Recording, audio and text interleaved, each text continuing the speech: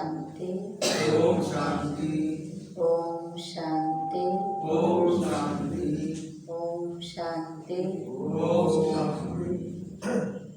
आज अव्यक्त बाप दादा का महावाक्य है 18 जनवरी 1987 की रिवाइज महावाक्य है। बाबा के अव्यक्त दिवस के अवसर पर बाबा जब पधारे तो बाबा ने विशेष अव्यक्त दिवस के बारे में बताया कि 18 जनवरी अव्यक्त दिवस बाप समान बनने का, बाप समान स्थिति का अनुभव करने का दिवस है। जैसे बाबा सबका प्यारा बाबा कैसे न्यारा बन गया, ऐसे हमें भी न्यारा और प्यारा बनना है, बंधन मुक्त बनना है, कर्मातीत बनना है। तो आज बाबा ने बताया कर्मातीत स्थिति की निशानी क्या होती है। आज की अव्यक्त मुरली का मुख्य सार है कर्मातीत स्थिति की निशानियाँ। आज अव्यक्त बाप दादा अपने अव्यक्त स्थिति भाव के वरदानी बच्चों व अव्यक्त फरिश्तों से मिलने आए हैं। किससे मिलने आए हैं बाप दादा? अव्यक्त फरिश्तों से। अव्यक्त फरिश्ते कौन हैं? कौन अव्यक्त फरिश्तों से बाबा मिलने आते हैं? हम बच्चे ही हैं, है ना। अव्यक्त फरिश्ते अर्थात साकार में हैं, लेकिन स्थिति कौन सी है? फरिश्ते जैसी, अव्यक्त स्थिति में रहने वाले, अव्यक्त स्थिति में स्थित, है ना, अलौकिक फरिश्तों से बाप दादा मिलने आए हैं। यह अव्यक्त मिलन इस सारे कल्प में अब एक ही बार संगम पर होता है। अव्यक्त मिलन सारे कल्प में इसी समय होता है। संगम युग माना ही वर्तमान समय। और मिलना, बाबा से मिलने का भी आधार क्या है? हमारी स्थिति ही है, अव्यक्त स्थिति, फरिश्ते रूप की स्थिति। तो उस स्थिति द्वारा ही हम मिलन का अनुभव करते हैं। तो बाबा भी जो ऐसी स्थिति में स्थित है, बाबा ने कहा उनसे मिलने आए। मिलते तो सभी से हैं, लेकिन बाबा के उनसे मिलने आए। क्यों? क्योंकि मिलन का अनुभव, मिलन का सुख उन्हीं बच्चों को होता है ना, अनुभव होता है जो उस स्थिति में रहते हैं। सतयुग में भी देव मिलन होगा, देवी देवताओं का आपस में मिलन होगा सतयुग में भी, लेकिन फरिश्तों का मिलन, अव्यक्त मिलन इस समय ही होता है। निराकार बाप भी अव्यक्त ब्रह्मा बाप के द्वारा मिलन मनाते हैं। निराकार शिव बाबा भी, है ना, ब्रह्मा बाबा, अव्यक्त ब्रह्मा बाबा के तन में आकर फिर दादी के तन में पहले अव्यक्त स्वरूप का आधार लेते हैं, फिर साकार में आकर बच्चों से मिलन मनाते हैं। निराकार को भी यह फरिश्तों की महफिल अति प्रिय लगती है। जो अलौकिक रूहानी अव्यक्त स्थिति में स्थित रहने वाले आत्माएं हैं इस साकार लोक के, उन आत्माओं से मिलने में बाप दादा को भी खुशी होती है, अच्छा लगता। इसलिए अपना धाम छोड़ आकारी व साकारी दुनिया में मिलन मनाने आए हैं। फरिश्ते बच्चों की स्नेह की आकर्षण से, फरिश्ते स्वरूप में रहने वाले बच्चों की स्नेह के आकर्षण से बाप को भी रूप बदल, वेश बदल बच्चों के संसार में आना ही पड़ता है। यह संगम युग बाप और बच्चों का अति प्यारा और न्यारा संसार है। स्नेह सबसे बड़ी आकर्षित करने की शक्ति है। स्नेह, बच्चों का स्नेह ही बाप को क्या करता? आकर्षित करता। जो परमात्मा, जो परम आत्मा बंधन मुक्त को भी, शरीर से मुक्त को भी स्नेह के बंधन में बांध लेती है। ऐसे फरिश्ते अलौकिक ब्राह्मण बच्चों से मिलने के लिए बच्चों का स्नेह बाबा को आकर्षित ऐसा कर देता है कि भक्ति में भी कहते हैं भगवान स्नेह का, भावना का भूखा होता है, प्यार का है, जो शुद्ध प्यार है। तो हम बच्चों का स्नेह भी बाबा को ऐसा आकर्षित करता, जो निराकार बंधन मुक्त बाप भी, शरीर से मुक्त बाप भी, निराकार बाप भी साकार तन में, साकार दुनिया में आते हैं। इस दुनिया में बच्चों से मिलने के लिए साकार शरीर में आते हैं। अशरीरी को भी लौट के शरीरधारी बना देती है। यही है बच्चों के स्नेह का प्रत्यक्ष प्रमाण। आज का दिन अनेक चारों ओर के बच्चों के स्नेह की धाराएं, स्नेह के सागर में समाने का दिन है।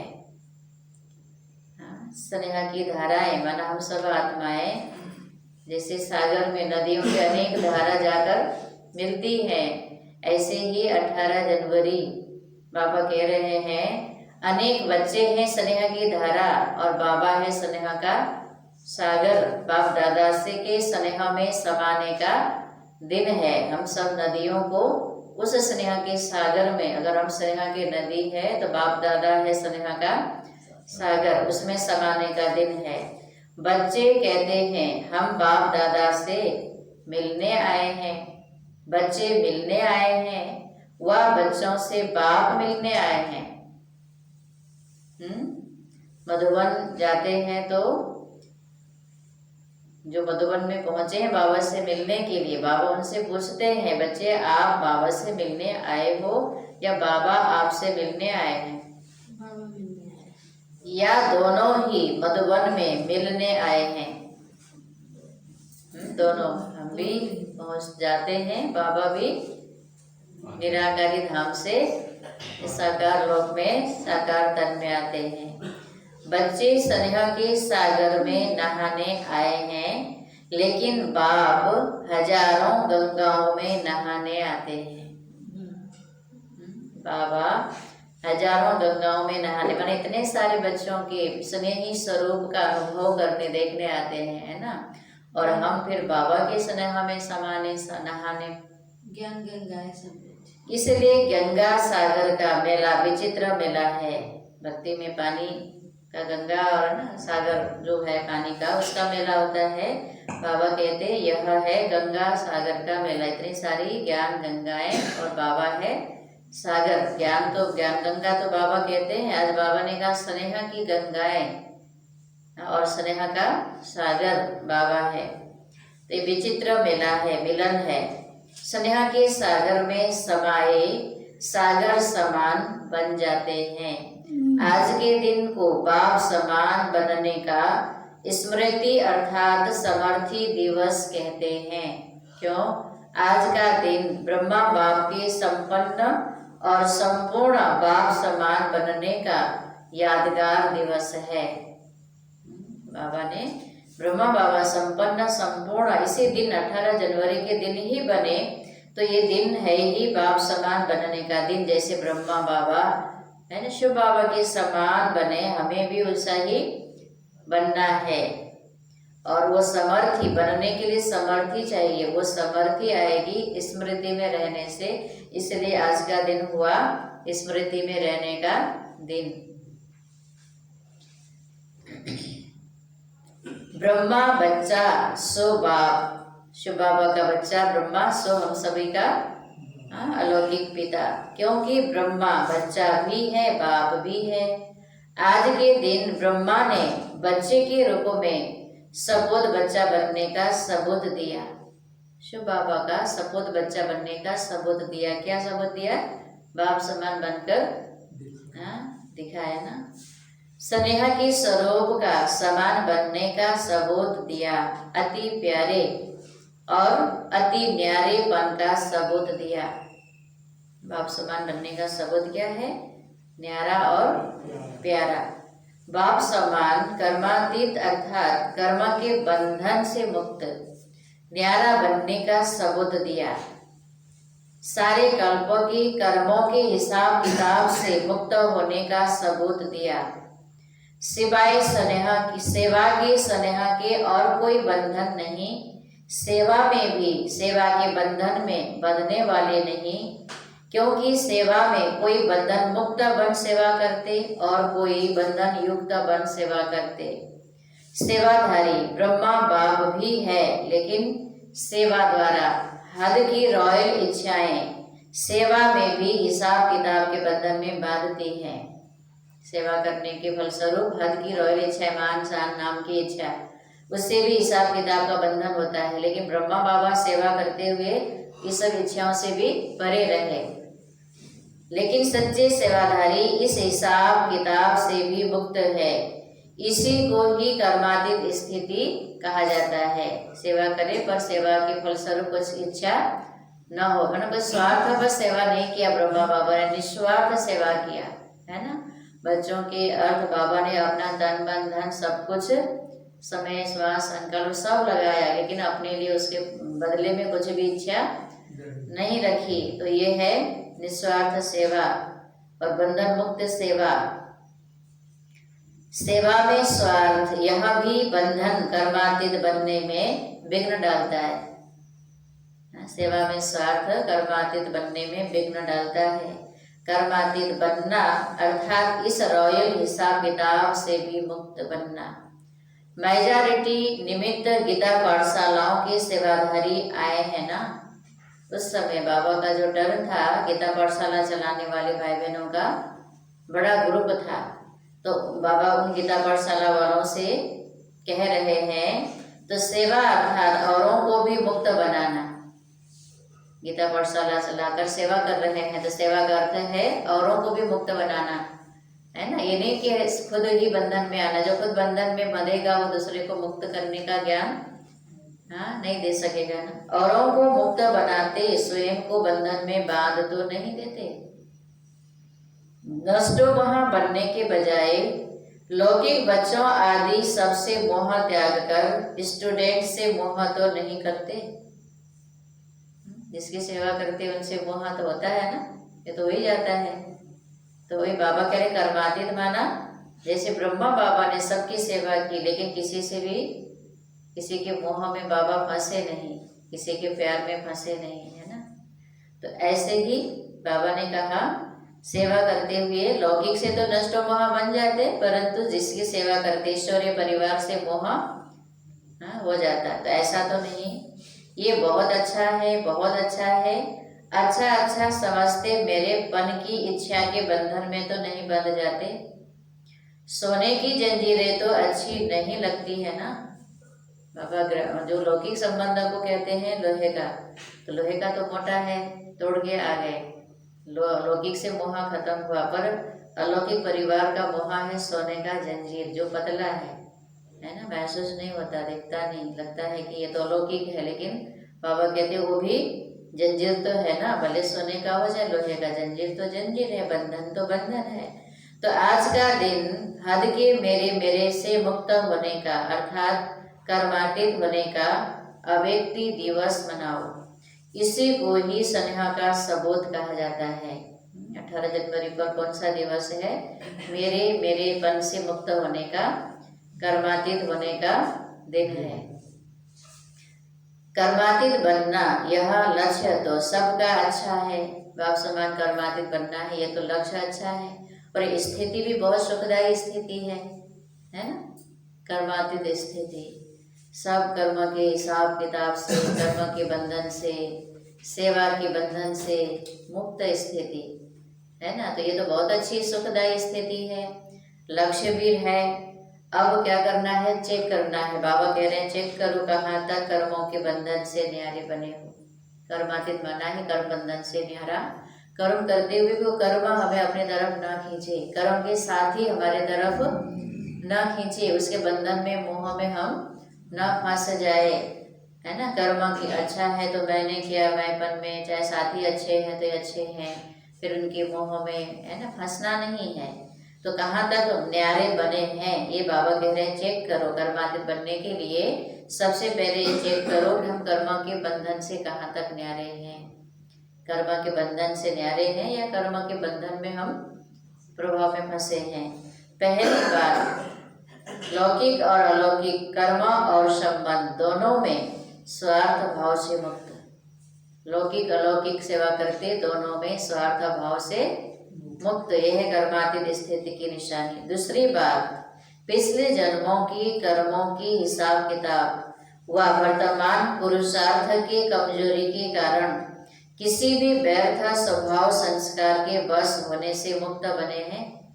कर्मातीत माना पिछले जन्म के कर्म के हिसाब किताब से मुक्त। और हिसाब किताब है ये कैसे पता चलेगा? पुरुषार्थ में कमजोरी, सोचते हैं पर कर नहीं पाते हैं, ये है हिसाब किताब पिछले जन्म का, जो चाह करके भी नहीं करते हैं वैसा पुरुषार्थ। तो उससे बंधन से भी मुक्त होना, जो सोचा वो किया, ये है कर्मातीत स्थिति। जैसे ब्रह्मा बाबा की भी स्थिति थी। और दूसरी बात बाबा ने कहा, पिछले संस्कार स्वभाव के वशीभूत होने से मुक्त। पुरुषार्थ की कमजोरी से मुक्त माना ही पिछले संस्कार स्वभाव के प्रभाव से मुक्त।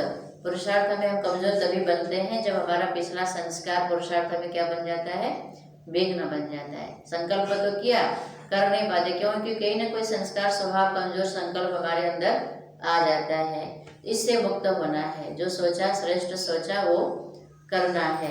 कभी भी कोई कमजोर स्वभाव संस्कार व पिछला संस्कार स्वभाव वशीभूत बनाता है तो बंधन युक्त है, बंधन मुक्त नहीं। ऐसे नहीं सोचना कि चाहते नहीं है लेकिन, ऐसे नहीं सोचना चाहते नहीं है लेकिन हो जाता है, हो जाता है नहीं। बाबा कह रहे हैं संस्कार स्वभाव करा देते हैं। जो ज्ञान में नहीं है वो कहते हैं हो जाता है। ज्ञानी क्या कहेगा? संस्कार स्वभाव है, क्या करे, मेरा संस्कार ऐसा है, चाहते तो नहीं है लेकिन मेरा स्वभाव ही ऐसा है, ऐसा बोलते हैं ना ज्ञानी। फिर तो ये बंधन, यह भी निशानी बंधन मुक्त की नहीं लेकिन बंधन युक्त की है। और बात, कोई भी सेवा की, संगठन की, प्रकृति की परिस्थिति स्वस्थिति को व श्रेष्ठ स्थिति को डगमग करती है, यह भी बंधन मुक्त स्थिति नहीं है। कोई व्यक्ति, परिस्थिति हमारी स्थिति को डगमग करती है तो ये भी बंधन मुक्त स्थिति नहीं है। तो व्यक्ति कैसा भी संस्कार स्वभाव का हो, परिस्थिति हमारे अनुकूल न भी हो तो भी हमें अपनी स्वस्थिति से डगमग नहीं होना, उससे परे रहना है। जो हो रहा है अच्छा हो रहा है ना, कल्याणकारी है। तो इस आधार पर बंधन मुक्त बनना, इस बंधन से भी मुक्त। परिस्थिति, संगठन, संगठन माना ही अलग अलग आत्मा, अलग अलग संस्कार स्वभाव, सेवा है ना, सेवा की, और जैसे सेवा करने के बाद जो भी रिजल्ट मिला या नहीं भी मिला वो बाबा के ऊपर, सेवा करना हमारा कर्तव्य है। और उसमें कितनी सफलता मिली, कितनी आत्माओं का कल्याण हुआ, कितनी आत्माएं जागे नहीं जागे, ये बाबा के ऊपर, ड्रामा के ऊपर छोड़ना है। तो कोई भी सेवा, संगठन, प्रकृति की परिस्थिति हमको विचलित न करे, यह है बंधन मुक्त स्थिति। और तीसरी बात, पुरानी दुनिया में, पुराने अंतिम शरीर में किसी भी प्रकार की व्याधि, व्याधि अर्थात बीमारी अपनी श्रेष्ठ स्थिति को हलचल में लाए, इससे भी मुक्त। जैसे बाबा लास्ट दिन तक भी क्या कराए?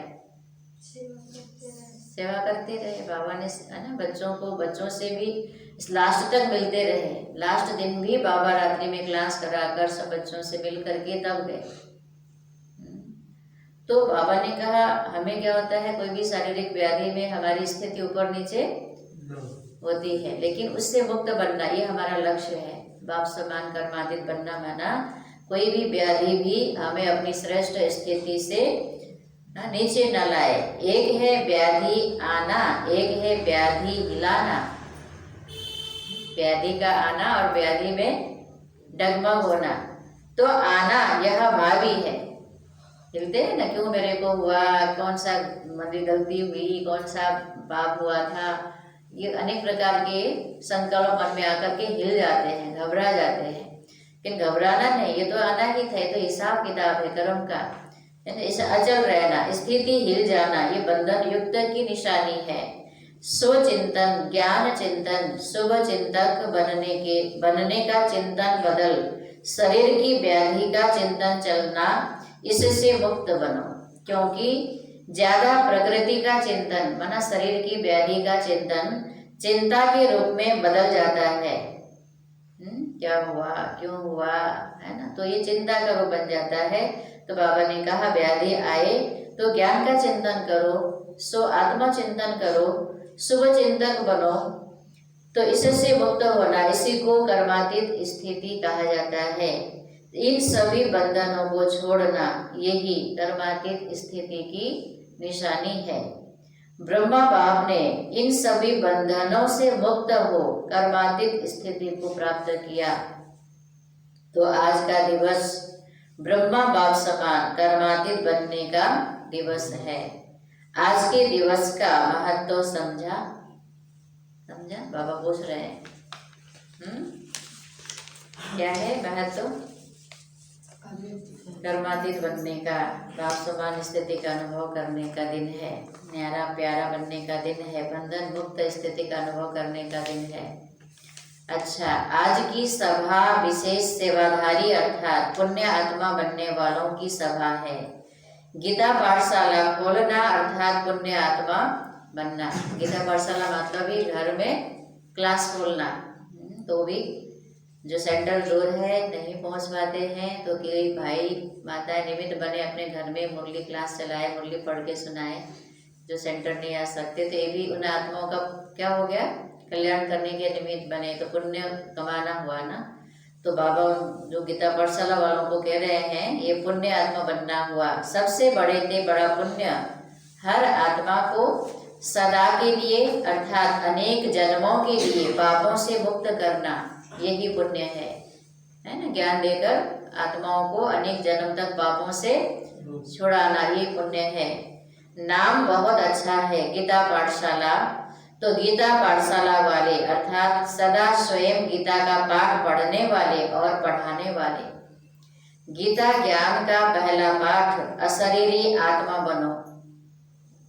गीता का पाठ माना ईश्वरीय ज्ञान रूपी गीता है ना। गीता ज्ञान तो अभी शिव बाबा सुना रहे हैं। तो यह सच्चा गीता का पाठ है अशरीरी आत्मा बनो, और अंतिम पाठ है नष्टो महा स्मृति स्वरूप बनो।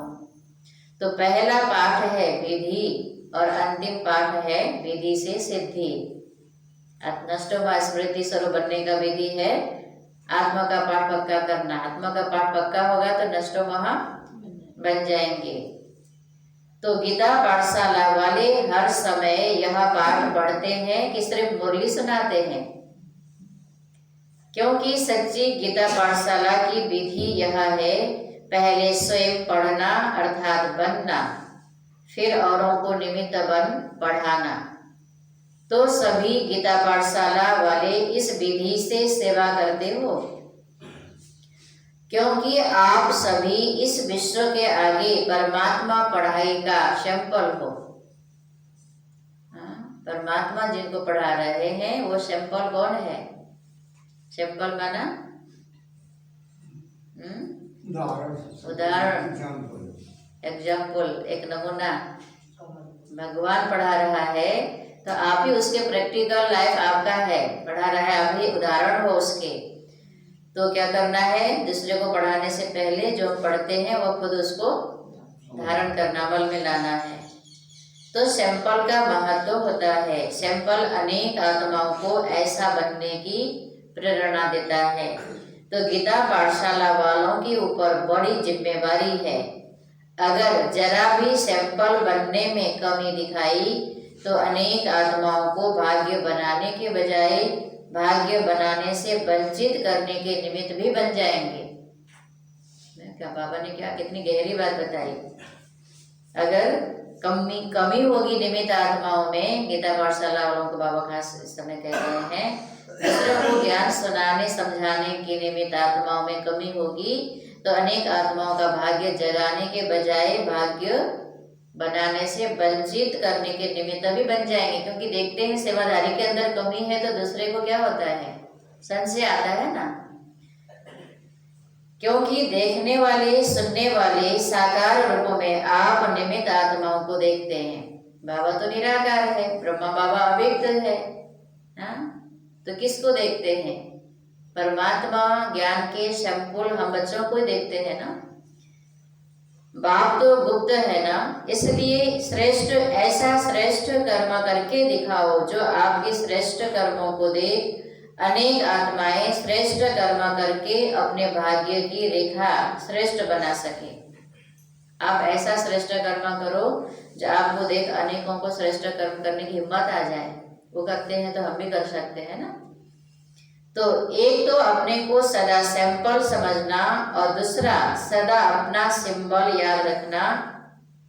गीता पाठशाला वालों का सिंबल कौन सा है जानते हो? कौन सा होगा?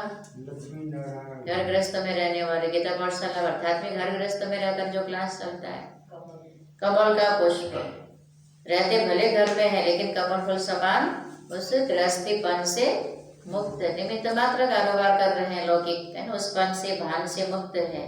बाप दादा ने सुनाया है कि कमल बनो और अमल करो। कमल माना न्यारा बनो और अमल करो माना श्रेष्ठ जीवन बनाओ। कमल बनने का साधन है अमल करना। अगर अमल नहीं करेंगे तो कमल नहीं बन सकते। ठीक है, बाबा के ज्ञान को अमल में नहीं लाएंगे तो कमल समान न्यारा प्यारा नहीं बनेंगे। इसलिए सिंपल है और कमल पुष्प का सिंबल सदा बुद्धि में रखो। सेवा कितनी भी वृद्धि को प्राप्त हो लेकिन सेवा करते न्यारे बन प्यारे बनना। सिर्फ प्यारे नहीं बनना, स्टूडेंट्स के बाबा ने कहा स्टूडेंट्स के मुंह में नहीं आना, न्यारा भी बनना, केवल प्यारा नहीं बनना, न्यारे बन प्यारा बनना। क्योंकि सेवा से प्यार अच्छी बात है लेकिन प्यार लगाव के रूप में बदल न जावे, इसको कहते हैं न्यारे बन प्यारा बनना। सेवा के निमित्त बने यह तो बहुत अच्छा किया, पुण्य आत्मा का टाइटल तो मिल ही गया। इसलिए देखो खास निमंत्रण दिया है क्योंकि पुण्य का काम किया है। खास गीता पाठशाला वालों को बाबा मिलन के कार्यक्रम में सबको बुलाया हुआ था। जब अब आगे जो सिद्धि का पाठ पढ़ाया तो सिद्धि की स्थिति से वृद्धि को प्राप्त करते रहना। सिद्धि है नष्टोपहा की स्थिति, वेदी है आत्माभिमानी स्थिति। बाबा ने कहा सिद्धि से स्थिति को वृद्धि प्राप्त करते रहना। समझा? आगे क्या करना है? अच्छा, सभी विशेष एक बात की इंतजार में है, वह कौन सी? रिजल्ट सुनाएं। तो रिजल्ट आप सुनाएंगे या बाबा सुनाएंगे? क्योंकि बाबा सीजन में जब आते हैं तो कभी न कभी सीजन की एक मुरली में बाबा साल भर का बच्चों के पुरुषार्थ का रिजल्ट पूछते हैं।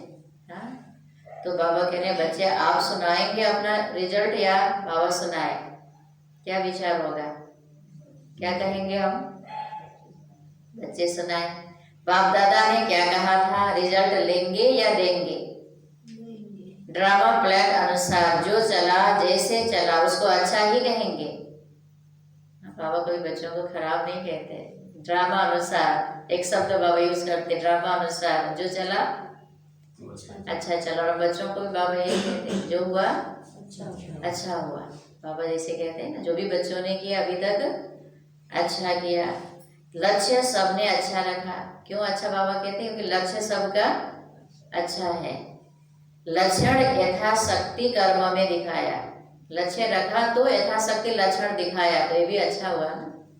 तो ये कहते हैं ना something is better than nothing. बहुत काल का वरदान नंबरवार धारण किया और अभी भी जो वरदान प्राप्त किया वह वरदानी मूर्त बन बाप समान वरदान दाता बनते रहना। अभी बाप दादा क्या चाहते हैं? वरदान तो मिला, अब इस वर्ष बहुत काल बंधन मुक्त अर्थात बाप समान कर्मातीत स्थिति का विशेष अभ्यास करते दुनिया को न्यारे और प्यारेपन का अनुभव कराओ।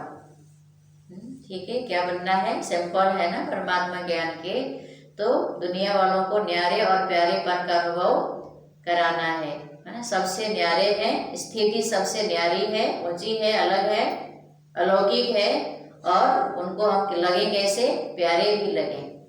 ठीक है, न्यारे भी बने प्यारे भी बने, सबसे अलग भी है प्यारे से। ब्रह्मा बाबा कैसा था? बाबा की स्थिति सबसे न्यारी और बाबा सबका प्यारा भी है ना। बाप समान कर्मातीत स्थिति का विशेष अभ्यास करते दुनिया को न्यारे और प्यारेपन का अनुभव कराओ। कभी कभी अनुभव करना। अभी इस विधि को बदल बहुत काल के अनुभूतियों का प्रत्यक्ष बहुत काल अचल अडोल निर्विघ्न, निर्बंधन, निर्विकल्प, निर्विकर्म अर्थात निराकारी, निर्विकारी, निरअहंकारी, इसी स्थिति को दुनिया के आगे प्रत्यक्ष रूप में लाओ। अब तो हमको ये स्थिति बनानी है। बाबा की साकार, बाबा के अंतिम ये महावाक्य थे बच्चे, निराकारी भव, निर्विकारी भव और निरअहंकारी भव। तो उसको साकार रूप में लाना अर्थात अचल, अडोल, निर्विघ्न, निर्बंधन, निर्विकल्प, निर्विकर्म स्थिति, इसको कहते हैं बाप समान बनना। समझा? रिजल्ट में पहले स्वयं से स्वयं संतुष्ट, वह कितने रहे? बाबा रिजल्ट बच्चों से ले रहे हैं। हाँ, स्वयं रिजल्ट माना स्वयं से स्वयं संतुष्ट रहे, क्योंकि एग्जाम देने के बाद खुद संतुष्ट होते हैं स्टूडेंट, उनका तो फिर भी मार्क्स आ जाता है। जो खुद संतुष्ट नहीं है उनका मार्क्स तो आएगा नहीं। तो बाबा कह रहे हैं अपनी स्थिति के लिए देखो, स्वयं के पुरुषार्थ से, सेवा से संतुष्ट हो, उसी से समझ में आएगा कि हमारा रिजल्ट क्या होगा। क्योंकि एक है स्वयं की संतुष्टता, दूसरी है ब्राह्मण परिवार की संतुष्टता, तीसरी है बाप की संतुष्टता। तीनों की रिजल्ट में अभी और मार्क्स लेनी है। तो संतुष्ट बनो, संतुष्ट करो, बाप की संतुष्ट मणि बन सदा चमकते रहो। संतुष्टता की चमक आनी चाहिए हमारे में। जो संतुष्ट रहते हैं वो चमकते भी हैं, खुश रहते हैं ना। बाप दादा बच्चों का रिकॉर्ड रखते हैं, इसलिए गुप्त रिकॉर्ड बताते हैं। हाँ, रिकॉर्ड बाबा रखते हैं, इसलिए बाबा खोल के नहीं बताते बच्चों के एक एक रिजल्ट। बाबा गुप्त में ही बच्चों की स्थिति का रिकॉर्ड बता देते हैं। संतुष्टता के आधार से आप खुद ही समझो आपकी क्या रिजल्ट होगी। होवनहार है, इसलिए बाप सदा संपन्नता की स्टेज देखते हैं। पुरुषार्थ स्टेज में तो कमी होगी, बाबा भविष्य की संपन्न स्टेज को देखते हैं बच्चों का। कितना बाबा रिकॉर्ड रखते हैं।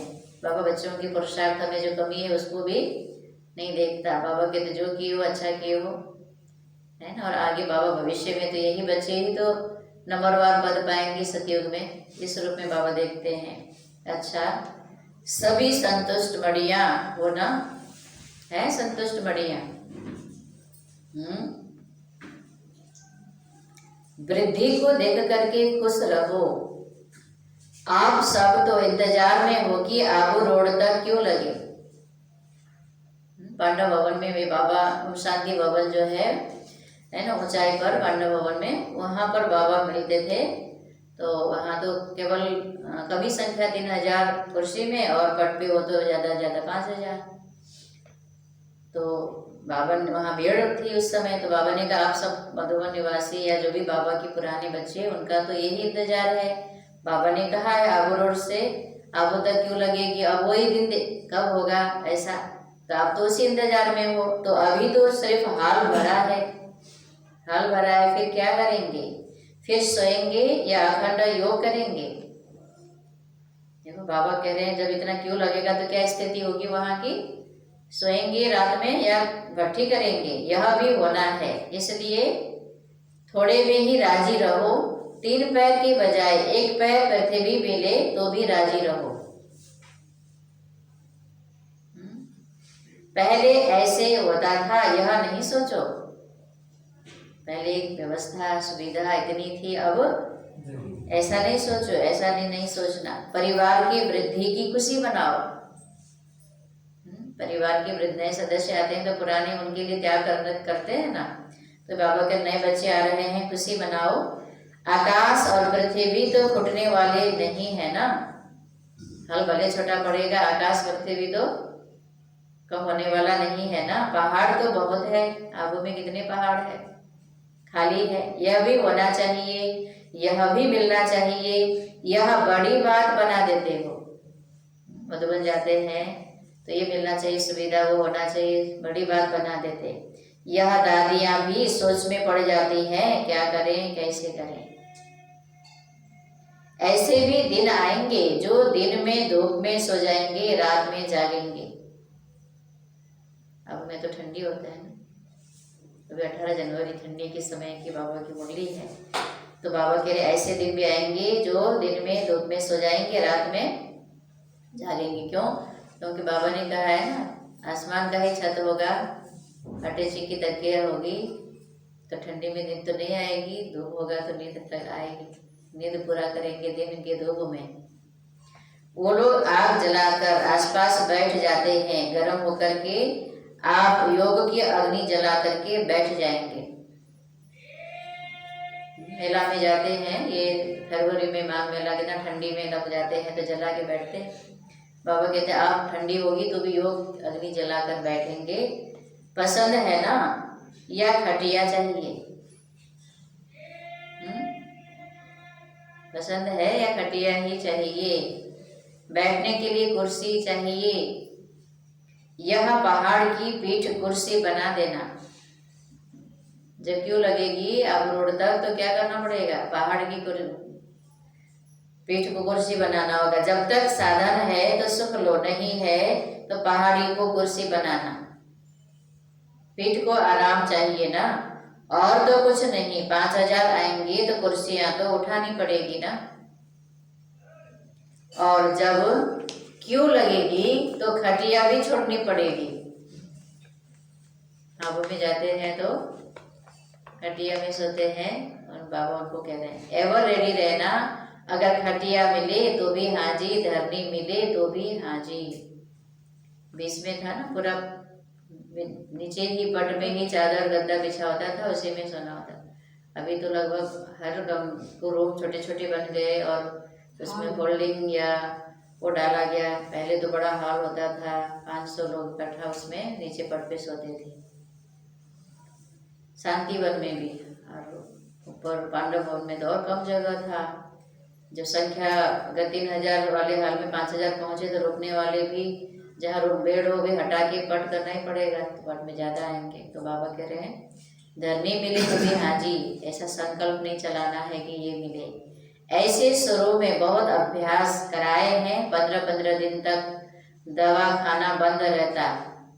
दवा के पेशेंट भी बाजरे की रोटी और लस्सी पीते थे, लेकिन बीमार नहीं हुए, सब तंदुरुस्त हो गए। बाबा के घर में है एवर हेल्दी हॉस्पिटल, छोटा सा शांतिवन में है, पहले पांडव भवन में भी अभी भी है। तो 15 दिन तक वो दवा खाना डिस्पेंसरी बंद रहता था। टेस्ट बाबा लेता था, बिना दवा के योग बल से कितना अपने को ठीक करते हैं, चलाते हैं। और लस्सी और बाजरे की रोटी खाए ठंडी में भी, आबू में, तो भी तबीयत नहीं बिगड़ी, सब तंदुरुस्त हो गए। ये थी बाबा की कमाल, है ना। पता है इसी समय बाबा के ने कहा है ना, मुरली में कभी दादियाँ बताती थी, कुछ लोग जब ठंडी में भी बाबा इस तरह पेपर लेने लगा ना, कईयों को संशय आने लगा, बाबा के पास सब खत्म हो गया, अब कैसे चलेगा, अब चले कमाने के लिए। इस तरह माया आ गई है ना, कमाने गए तो दुनिया में चले गए। तो बाबा ने कहा कि जो चले गए वो भी आएंगे, लेकिन कुछ समय लोग चले गए ना, फिर लास्ट में आएंगे, आ रहे हैं, आ गए हैं अभी कई जो गए थे उस समय। तो यह शुरू में अभ्यास करके दिखाया तो अंत में भी होगा ना, अंत में भी यही समय चलेगा जब इतनी बाबा की बच्ची वृद्धि होगी। नहीं तो सोचो दमा का पेशेंट और उसको लस्सी दो तो पहले ही क्या होगा, पहले ही क्या होगा, दमा के पेशेंट को लस्सी मिले, भोजन में खाने में वो लस्सी और बाजरे की रोटी मिले, वो क्या होगा ठंडी के दिन में घबराएगा। बीमार तो बाद में होगा, पहले घबराएगा, अरे ठंडी में ये कैसा भोजन। तो ऐसा बाबा ने कहा शुरू में ऐसा हुआ, दमा के पेशेंट को भी ठंडी के दिन में भी बाजरे की रोटी और लस्सी बाबा ने खिलाया। लेकिन दुआ की दवा साथ में होती है, बाप दादा की दुआएं साथ में होती है ना। बाबा ने कहा निरसंकल्प होकर के हमने अगर खाया बाबा की भंडारे के यज्ञ का जो भी था, तो वो क्या हो गया, बाबा की दुआ साथ में मिल गई, इसलिए मनोरंजन हो जाता है, पेपर नहीं लगता है। अच्छा ये है यज्ञ का खाना है, एक हल्कापन, खुशी, मनोरंजन उसमें भी लगता, मुश्किल नहीं लगता कि अरे खाएंगे तबीयत बिगड़ेगी, मैं नहीं खा सकता है। हाँ ऐसा नहीं, बाबा के यज्ञ का है, जो है वो मुझे स्वीकार करना है। बाबा जानता है ना, बाबा पर पूरा ट्रस्ट, विश्वास। त्याग नहीं, एक्सकर्षण हो जाती है तो सभी तैयार होना, या प्रबंध करने वाले के पास टीचर्स लिस्ट ले जाएंगी, इसलिए नहीं बुलाते हैं ना। समय आने पर यह सब साधन से भी परे साधना की सिद्धि रूप में अनुभव करेंगे।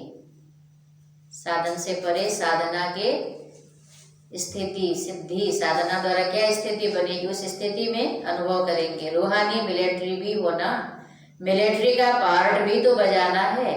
मिलिट्री वाले क्या करते हैं, कई जगह जब जाते हैं ऐसे बॉर्डर पे, ऐसे कहीं युद्धों में, तो उनको समय पर भोजन पानी भी नहीं मिलता, फिर भी अपनी ड्यूटी पर डटे हुए होते हैं।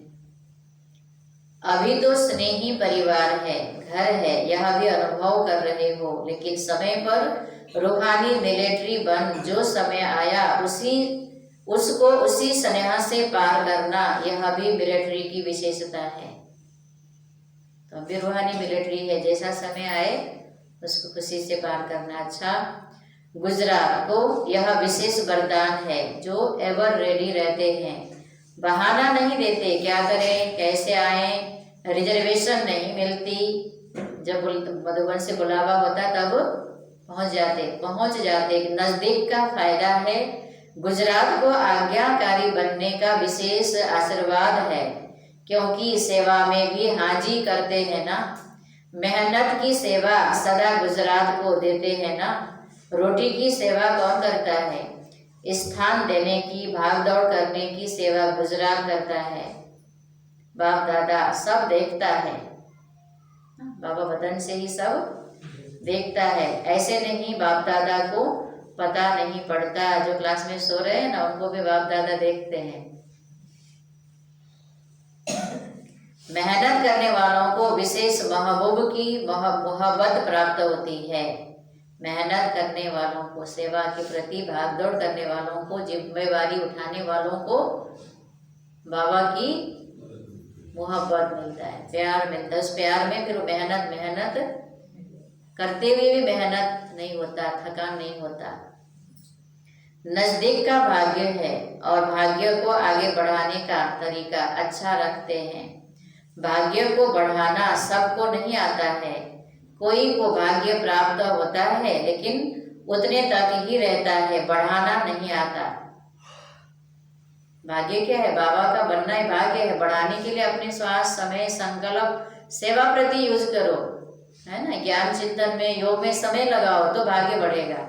बाबा के बने लेकिन समय, श्वास, संकल्प बाबा प्रति नहीं है तो हमारा भाग्य वृद्धि नहीं होगा। लेकिन गुजरात को भाग्य है और बढ़ाना भी आता है, चांस लेते रहते हैं सेवाओं का, तो भाग्य बढ़ाने आता है।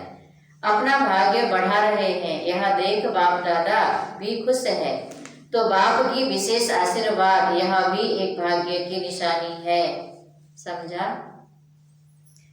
जो भी चारों ओर के स्नेही बच्चे पहुंचे हैं, बाप दादा भी उन सभी देश विदेश दोनों के स्नेही बच्चों को स्नेह का रिटर्न, सदा अविनाशी स्नेही भाव का वरदान दे रहे हैं, है ना। सभी अविनाशी स्नेही बाबा का ये वरदान है आज का, अविनाशी स्नेही भाव, ये बाबा का वरदान है आज का। अविनाशी स्नेही माना यानी कि कभी बहुत स्नेह स्वरूप में आते हैं और कभी बाबा से किनारा करते हैं, दूर होते हैं। सदा स्नेह में समाने वाले, स्नेह का अनुभव करने वाले बाप दादा भी उन सभी देश विदेश दोनों के स्नेही बच्चों को स्नेह का रिटर्न, सदा अविनाशी स्नेही भाव का वरदान दे रहे हैं। जैसे स्नेह में दूर दूर से दौड़कर पहुंचे हो, ऐसे ही जैसे स्थूल में दौड़ लगाई समीप पहुंचे, सम्मुख पहुंचे, ऐसे पुरुषार्थ में भी विशेष उड़ती कला द्वारा बाप समान बनना, अर्थात सदा बाप के समीप रहना। जैसे शरीर से दौड़कर पहुंचते, अपने अपने स्थान से मधुबन पहुंचते, बाबा ने कहा पुरुषार्थ में भी दौड़ी लगाओ, बाप समान स्थिति बनाओ, बाप के समान बनो, समीप रहो। जैसे यहाँ सामने पहुंचे हो, वैसे उड़ती कला द्वारा बाप के समीप ही रहना। समझा क्या करना है? हाँ, बाबा आज क्या करना है बहुत समझा रहे हैं, लेकिन हमें कितना याद है। यह स्नेहा दिल का स्नेहा दिलाराम बाप के पास आपके पहुंचने के पहले पहुंच जाता है। चाहे सम्मुख हो, चाहे आज के दिन देश विदेश में शरीर से दूर हैं, लेकिन दूर होते हुए भी सभी बच्चे समीप से समीप दिल तक नसीब हैं। कहाँ है? दिल तक नसीब। तो सबसे समीप का स्थान है दिल। तो विदेश व देश में नहीं बैठे हैं, लेकिन दिल तख्त पर बैठे हैं, तो समीप हो गए ना। साकार में दूर होते भी दिल के पास हैं, तो समीप हुए ना। सभी बच्चों की याद प्यार उल्हने मीठी मीठी रूह रिहाने सौगातें सब बाप के पास पहुंच गई। उल्हाना भी, कई बच्चे उल्हाना में देने में बिजी रहते, उस दिन कोई याद प्यार देते, कोई रूह रिहान करते, कोई स्थूल में सौगात भी बाबा के लिए ले आते। तो सब जो दिल से, दिल के स्नेह के कारण ही ये सारे एक्टिविटी करते हैं ना, तो सब बाबा एक्टिविटी से पहले दिल में जो संकल्प आया वही बाबा सुन लेता है, बाबा के पास पहुंचता है। बाप दादा भी स्नेही बच्चों को सदा मेहनत से मुक्त हो, मोहब्बत में मगन रहो, यह वरदान दे रहे हैं।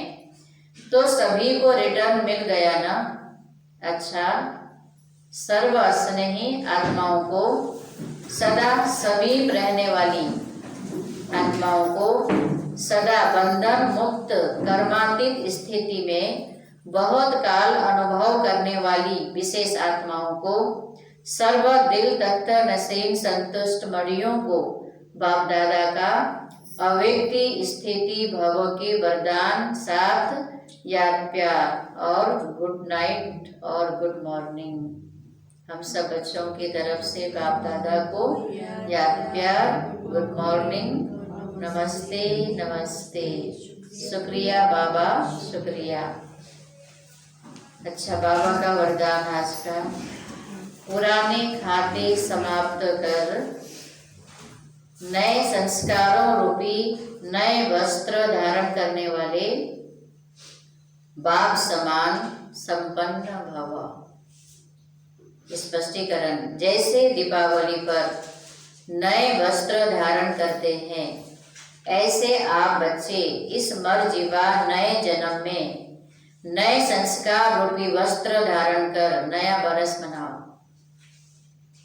अपनी कमजोरी, कमियां, निर्बलता, कोमलता आदि के जो भी पुराने खाते रहे हुए हैं, उन्हें समाप्त कर सच्ची दीपावली मनाओ ना। सफाई के साथ क्या करते हैं, नया खाता भी व्यापारी लोग शुरू करते हैं, नए बरस भी मनाते हैं। गुजरात में तो आज नया साल की बधाई देते हैं, सब नया साल मनाते हैं, दिवाली के दूसरे दिन है ना, आज के दिन। तो बाबा ने कहा पुराना खाता माना जो आपके खाते में है, कमी कमजोरी है ना, वो सब क्या करो, आज हटाओ, नया खाता शुरू करो और सच्ची दिवाली मनाओ। इस नए जन्म में नए संस्कार धारण कर लो। पुराना जो खाते में पुरानी कमी कमजोरी है, वो संस्कार में वो खत्म कर खाते में आओ, नया खाता लाओ और नए संस्कार धारण कर लो, तो बाप समान संपन्न बन जाएंगे। स्लोगन, शुद्ध संकल्प का खजाना जमा हो तो व्यर्थ संकल्पों में समय नहीं जाएगा।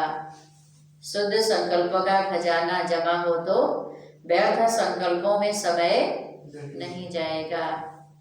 सूचना, आज तीसरा रविवार है। सभी भाई बहनें शाम 6:30 से 7:30 बजे तक अपनी शुभ भावनाओं की श्रेष्ठ वृत्ति द्वारा मनसा महादानी बन सबको निर्भयता का वरदान देने की सेवा करें।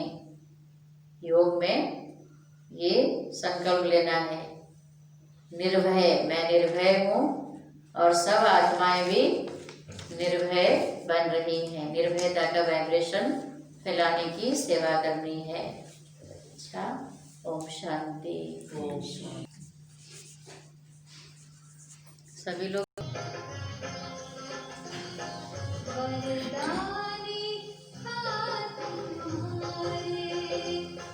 मत्तः